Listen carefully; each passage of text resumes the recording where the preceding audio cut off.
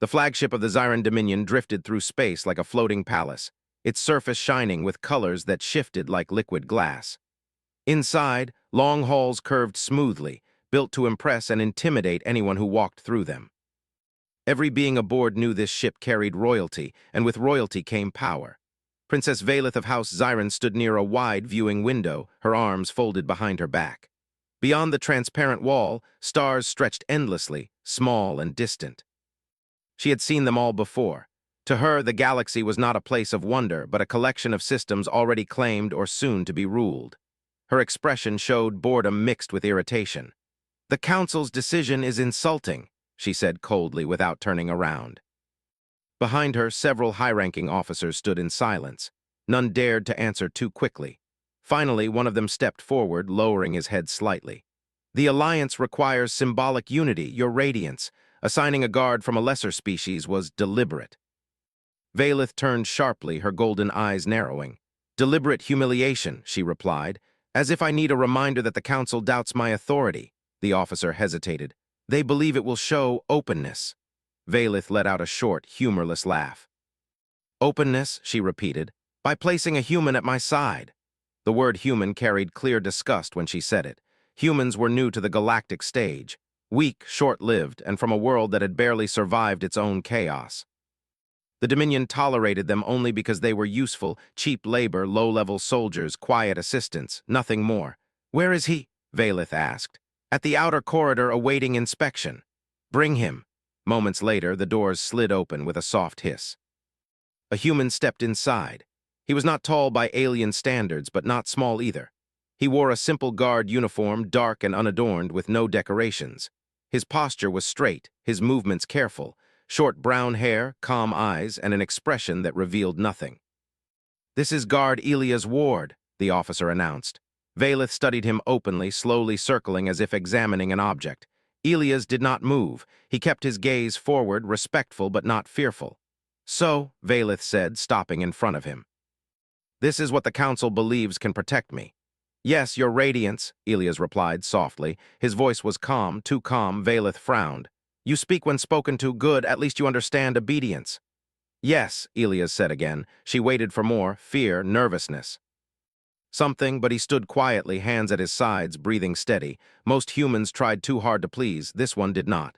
"You are aware," Valeth continued, "that any failure on your part will reflect poorly on your entire species." "Yes, your radiance," still calm. Still controlled, she leaned closer, towering over him. "And you are aware that your life has little value aboard this ship." "Yes." The officers behind her exchanged brief glances. Something about the way he answered felt wrong. Valeth straightened, annoyed. "You will walk 3 steps behind me at all times. You will not speak unless ordered. You will not look at me unless given permission." "Yes, your radiance." Dismissed, she turned back to the stars, already bored of him. Elias was escorted to his assigned position outside her chambers. As the doors closed, he exhaled slowly just once, then returned to stillness. He had trained for this moment for years, not for the honor, not for the princess, for the observation. As the ship moved through hyperspace, life aboard continued as normal. Servants rushed through halls. Officers debated strategy. Nobles gathered in lounges, speaking loudly about politics and conquest, assuming no human could understand their language. They were wrong. Elias listened. He noticed patterns. He noted how often security rotations changed, how command officers argued instead of coordinating, how arrogance filled every level of the ship. The Dominion believed themselves untouchable. Humans had once believed the same about their own world. That belief had nearly ended them. Valeth soon learned that having a human guard was inconvenient. He was always there, silent, still, watching. She tested him. She changed routes suddenly through the ship, expecting him to stumble or fall behind. He did not. She ordered him to stand in uncomfortable positions for long periods. He endured without complaint. She spoke harshly, criticizing humans as weak and unimportant, watching closely for a reaction. There was none. His lack of response irritated her more than anger would have. "Do you feel nothing?" she snapped one day as they walked through a high balcony overlooking the ship's inner core. "I feel what is appropriate," Elias replied. She stopped walking. "Look at me." He did. His eyes met hers, steady and clear, not challenging, not submissive. Balanced, for a brief moment Valeth felt unsettled. She dismissed the feeling immediately. "Remember your place," she said sharply. "Yes, your radiance." Still, she walked faster after that. Days passed. Then, without warning, everything changed. The princess was attending a formal reception in one of the ship's grand halls. Crystal lights hovered in the air, music echoed softly, and nobles from allied worlds filled the space with laughter and pride. Elias stood behind her as ordered. Valeth was halfway through a conversation when Elias noticed something wrong. A delay in sound. A pause that didn't belong. He turned his head slightly. A servant moved too quickly. Their hand dipped beneath their robe. Elias reacted. In a single motion, he stepped forward, grabbed Valeth, and pulled her sharply to the side. At the same time, a blast of energy cut through the space where she had been standing. Screams filled the hall. The assassin's weapon discharged again, but Elias was already moving. He slammed into the attacker, knocking them to the ground. The weapon skidded across the polished floor. Security arrived seconds later, but it was already over. Valeth stood frozen, her heart racing. Elias was in front of her, one arm raised protectively, eyes scanning the room with intense focus. "You touched me," she said faintly. "Yes," Elias replied, not looking back, "to save your life." The nobles stared in shock. A human, touching royalty, acting without permission. Valeth should have been furious. Instead, she realized something terrifying. If Elias had not acted, she would be dead. As security dragged the assassin away, Valeth slowly lowered her gaze to Elias. "Explain," she demanded. "The threat indicators were subtle," he said calmly. "But predictable. Predictable," she repeated. "Yes, arrogance creates patterns." Silence followed. For the first time in her life, Princess Valeth looked at a human not as a tool, but as an unknown. And unknowns, she realized, were dangerous. The hall slowly returned to order, but the feeling inside it had changed forever. Whispers spread like a quiet storm. Nobles glanced at one another, shock clear on their faces. A human had saved the life of Princess Valeth. Worse, he had acted without permission and touched her. That alone should have ended his life. Valeth stood very still as security forces sealed the area. Her breathing was steady now, but her thoughts were not. She could still see the flash of energy, still feel the sudden pull that had moved her from death's path. She turned slowly to face Elias. "You," she said, her voice sharp, "will follow me." Without waiting for an answer, she walked toward her private chambers. The guards and nobles watched in silence as the human followed 3 steps behind her, exactly as ordered. The doors closed behind them. For several seconds, neither of them spoke. Then Valeth turned. "Do you have any idea what you have done?" she demanded. "Yes, your radiance," Elias replied calmly. "You violated protocol, you embarrassed the court, you placed your hands on royalty." "Yes," her eyes narrowed, "and yet you speak as if you expect to live." "I acted to prevent your death," he said. "That was my duty." "Your duty does not override law," she snapped. Elias met her gaze, respectful but firm. "A law that allows its leaders to die from predictable threats is a weak law." The words hung in the air like a challenge. Valeth felt a sharp flash of anger. No one spoke to her that way. Not generals, not counselors, certainly not humans. She raised her hand, ready to call security, then she stopped. The truth was simple and impossible to ignore. He was right. She lowered her hand slowly. "Explain," she said again, but this time her voice was quieter. Elias took a small breath. The assassin was nervous but not afraid. That suggests belief in success. The servant's access was too easy. That suggests inside support. And the timing during a public event suggests confidence that chaos would cover failure. Valeth stared at him. "You saw all that in seconds?" "Yes," her silence stretched. Finally, she turned away. "You will speak of this to no one," she said. "Yes, your radiance. And you will remain my guard." Elias paused for half a second. "As you wish." That pause did not go unnoticed. Over the next few days, the ship changed. Security increased. Routes shifted. Access was restricted. But more than that, something else spread through the halls, unease. The idea that a human had outperformed Dominion security shook many beliefs. Officers began to watch Elias more closely, some with suspicion, some with curiosity. Valeth found herself thinking about him more than she wanted to admit. She noticed how he never relaxed fully, even when standing still. How his eyes moved gently, always scanning. How he spoke only when necessary, but when he did, his words carried weight. One evening, she deliberately tested him.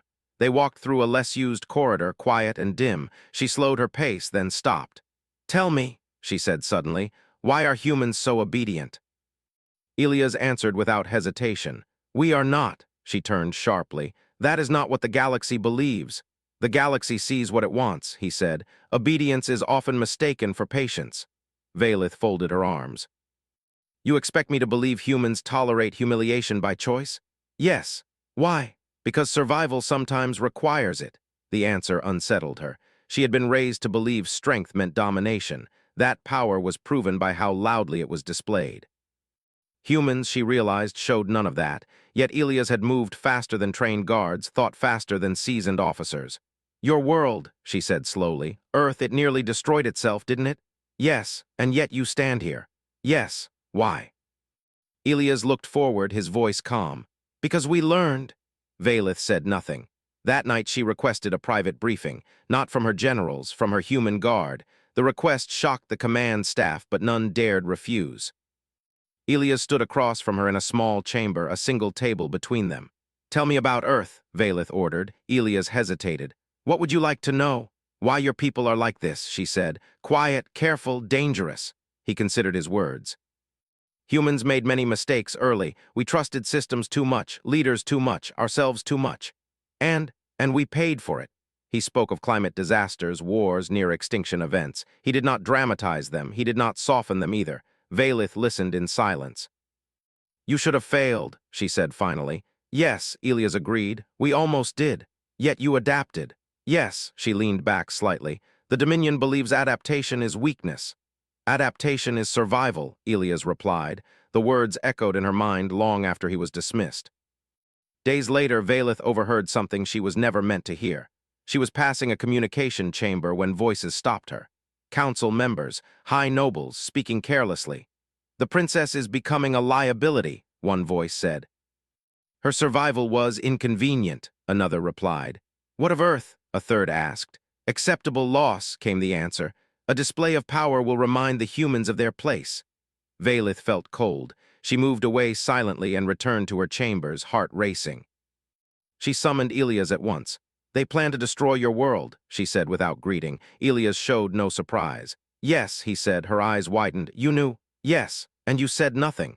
It was not yet confirmed, he replied. Now it is. You are not afraid, she asked. I am prepared. The calmness in his voice frightened her more than fear would have. What will you do? She asked. Elias met her gaze. What humans always do when extinction is threatened. Which is, we respond. How? She demanded. He reached into his uniform and removed a small, unremarkable device. He placed it on the table. One signal, he said. Already sent. Valeth stared at it. To whom? To humanity, she laughed sharply. Your fleets cannot stand against the Dominion. Elias shook his head. We are not standing against it. Then what are you doing? We are stepping around it. Before she could ask more, alarms echoed faintly through the ship. A technician's voice crackled over the system, filled with disbelief. Multiple unidentified vessels emerging from deep space, not on any known detection pattern. Valeth's breath caught. Elias stood straight, calm, ready. For centuries, he said quietly, the galaxy believed humans were weak. He looked at her then. That belief was useful. Outside the ship, space itself seemed to shift. And for the first time in her life, Princess Valeth realized the galaxy might not belong to the Dominion anymore.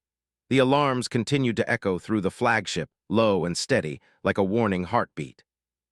Officers rushed through corridors, their confident steps replaced by hurried movement and raised voices. Screens across the ship lit up with sensor data that made no sense. Princess Valeth stood near the viewing window of her chamber, staring into the dark sea of space. What she saw made her chest feel tight. Ships were appearing, not jumping in with the bright flashes of known travel methods, not emerging from fixed gates or predicted lanes. They were simply there. Silent shapes forming from nothing, like shadows deciding to exist. They did not match any known human design. They did not match any design at all. How many? Valeth asked quietly. Elias stood beside her, his posture calm but alert. Enough. That is not an answer. It is the most honest one, he replied. On the main screen, Dominion analysts argued loudly, their voices overlapping. This is impossible. Human technology cannot do this. Our sensors are malfunctioning. Valeth clenched her hands. You planned this, she said to Elias. It was not an accusation. It was a realization. We prepared, he corrected, long ago. For betrayal, for extinction, he said. She turned to face him. You knew the Dominion would turn on you. Yes.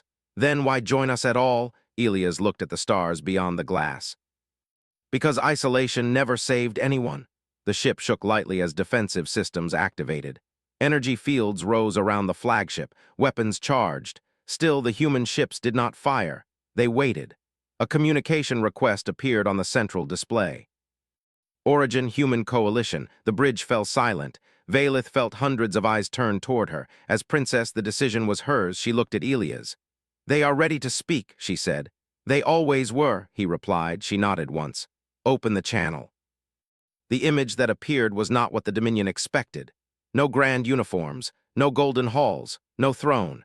A human woman appeared on the screen, seated in a plain command chair. Her hair was streaked with gray, her face calm and serious.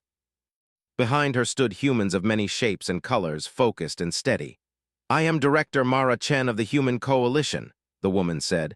We are aware that hostile action against Earth has been approved. Murmurs spread across the bridge. Director Chen continued. We are also aware that you believe this action will be swift and final. She paused. It will not be. A Dominion commander stepped forward angrily. You dare threaten? This is not a threat, Chen said calmly. It is a correction. Valith found herself leaning forward. You hid your strength, Valith said. Yes, Chen replied, because showing it early would have forced conflict. And now, Valith asked, now conflict has been chosen for us. Elias watched the screen, his face unreadable. What do you want? A counselor demanded.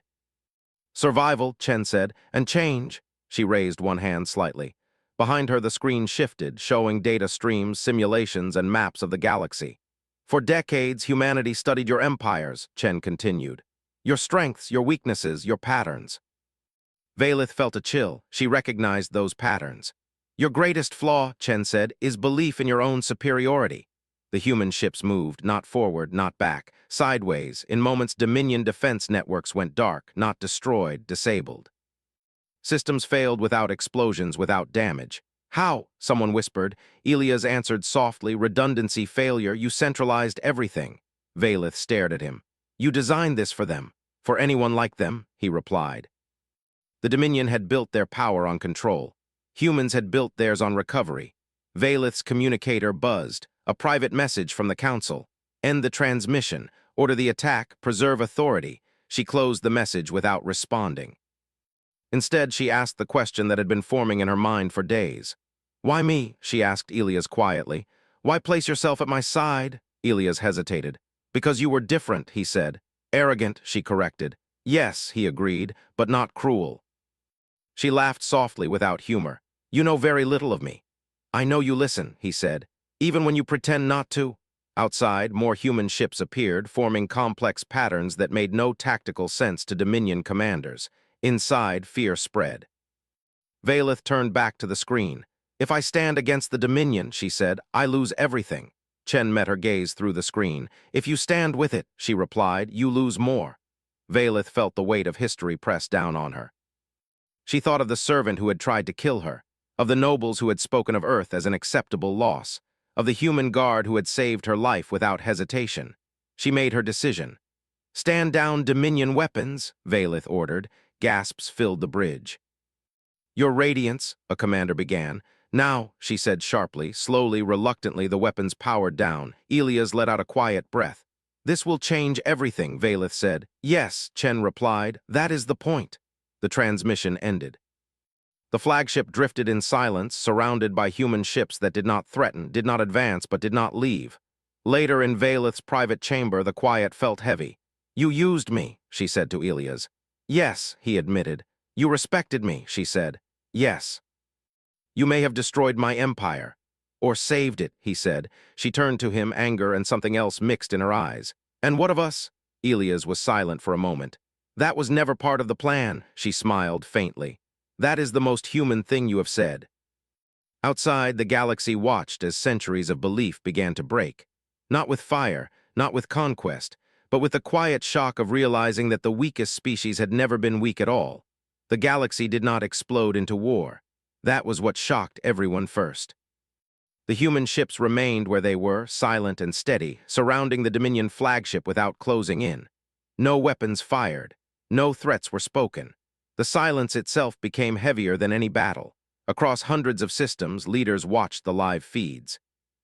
Empires that had ruled for thousands of years waited for humanity's next move. Princess Valeth stood on the bridge, her hands resting lightly on the command rail. She felt older than she had the day before. Choices had a way of doing that. Dominion counselors argued behind her, their voices sharp and fearful. "We must reassert control. This humiliation cannot stand. They will sense weakness." Valeth did not turn. For the first time in her life, she realized something simple and terrifying. They were wrong. Weakness had already existed. It had lived inside their certainty. Elias stood a short distance away, silent as always. Yet now many eyes watched him with unease. The human guard was no longer invisible. "Princess," one counselor said carefully, "order the human fleets to withdraw." Valeth turned slowly. "You will address them as the human coalition," she said. The counselor froze. "Your Radiance." "They are not pirates," Valeth continued. "They are not rebels. They are a civilization that survived what most of us never faced." Murmurs spread. Elias felt something tighten in his chest. He had not expected this. Humans had prepared for resistance, even hatred. Not this.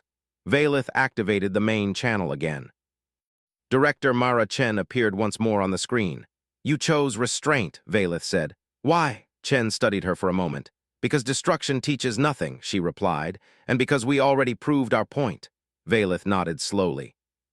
"The galaxy believes power is proven through domination."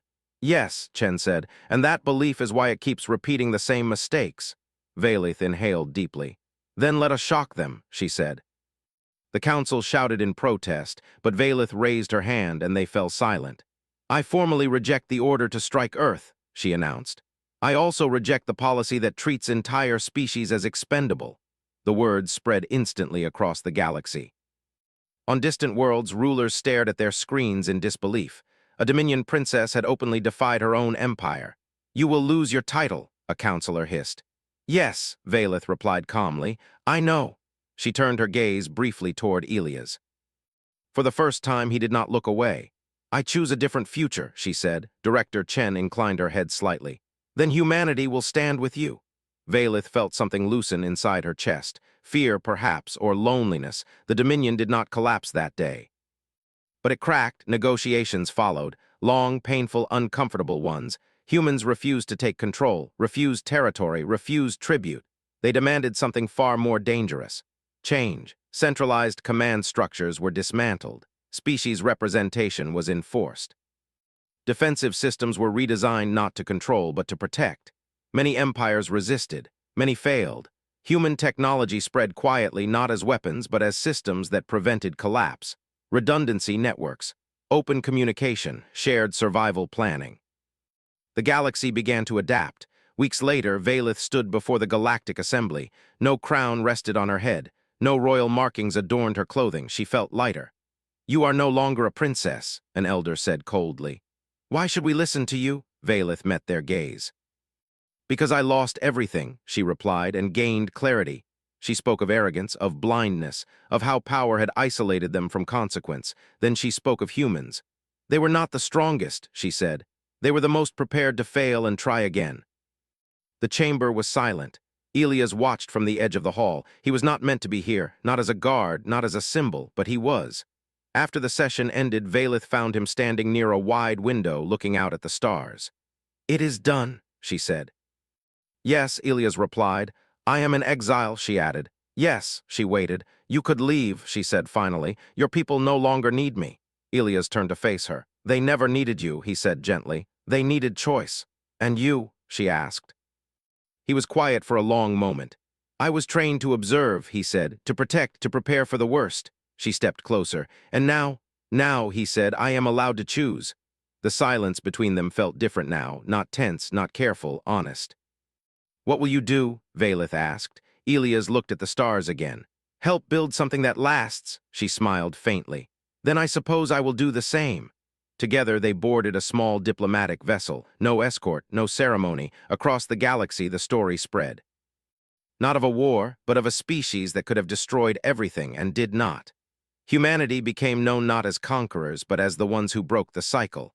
They shocked everyone not by winning, but by refusing to rule. And in that choice, the galaxy finally understood why humans had survived their own end so many times before. They were not afraid to change. They were afraid of repeating the same mistakes, and that made all the difference.